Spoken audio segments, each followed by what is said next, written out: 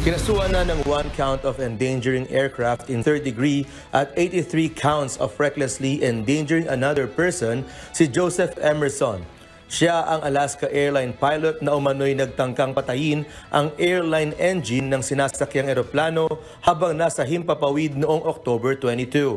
Off-duty din si Emerson nang sumakay siya sa eroplano.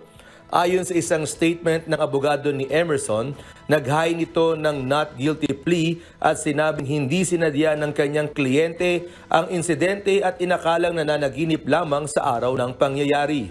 Sa affidavit naman na ipinasa ng prosecutors, inihayag nito na nag-consume ang suspect ng magic mushroom 48 hours bago bumiyahe sa eroplano mula Washington State patungong California.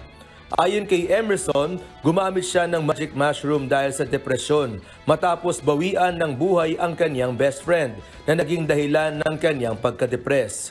Pinakawalan mula sa state custody si Emerson sa kasunduang hindi ito maaaring lumapit ng 30 feet sa anumang operable aircraft, pagbabayad ng $50,000 bail, hindi pag-consume ng anumang controlled substance, kabilang na ang alkohol at pagkakaroon ng random drug testings. Ayon kay National Transportation Safety Board Chair Jennifer Homendy, ang kasalukuyang regulasyon ng Federal Aviation Administration ukol sa mental health ay nagdudulot na magsinungaling o umiwas na magpakonsulta sa doktor kung kaya't marapat itong rebisahin upang matulungan ang mga pilotong nagkakaroon ng mental health problem gaya ni Emerson.